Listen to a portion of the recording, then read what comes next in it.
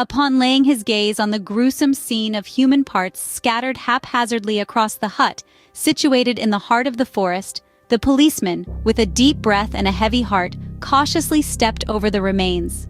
His shoes crunching underfoot, he ventured deeper into the unknown, pushing aside strands of fear to seek out traces of humanity in the macabre setting. His mission was to locate any signs of the missing girl's family.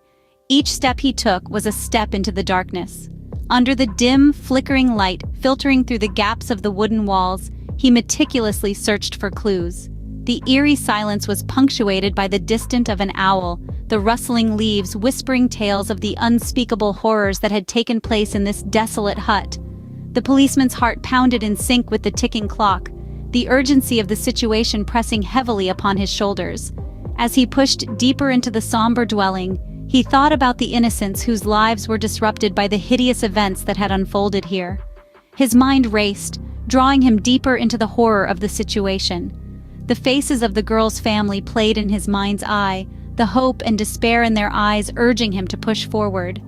Moments later, the stillness of the forest was shattered by the blaring siren of a police vehicle. The sound echoed through the vast stillness, bouncing off the tall, silent trees and resonating across the forest. This was the reinforcement that the brave policeman had initially contacted before he embarked on this search operation with the little girl.